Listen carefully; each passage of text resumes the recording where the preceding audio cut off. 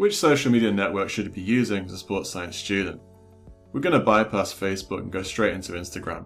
It's a good place to promote, particularly if you're a personal trainer. You can put out some workout videos and some concise messages for your followers. But really, whatever it is that you're doing, set up yourself a little small business, set up an Instagram page, and promote your work. Follow educational pages yourself as well. When you go to a job interview, you're going to be asked, well, what do you use as a source of education away from class?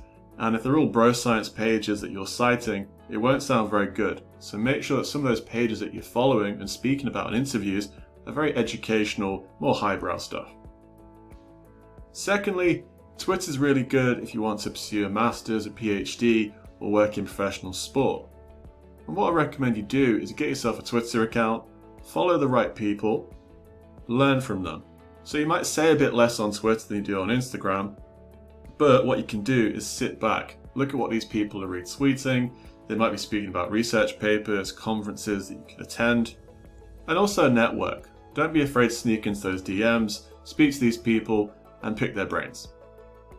Next, when it comes to networking though, LinkedIn is definitely the king. You have to be using this, it's really, really important. If you want to get anywhere and get to know people, LinkedIn is where it's at. Have yourself some very high networking targets. For me, I would contact someone that works at every single professional football team in the country.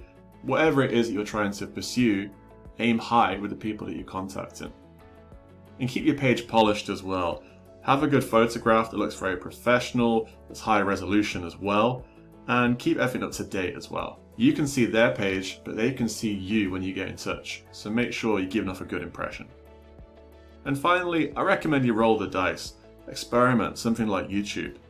Try new skills, start a podcast, maybe some educational videos, some workout videos, whatever it may be, and use trial and error. You might do it for a few months, look at some of the early videos and think, how poor was that, or my podcasts were terrible, but you have to try to learn and then to improve. It just takes time. And it will make you stand out. So many people will graduate with their 2-1 in sports science, but if you can add a YouTube page, a really good Instagram page, anything like that, it's just something else for the employers to talk about at your interviews. So to summarize, whatever it is that you're trying to pursue as a career, Instagram and Twitter does have benefit.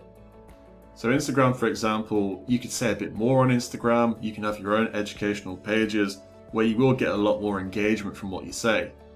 Twitter, you tend to get less engagement as an undergraduate sports science student.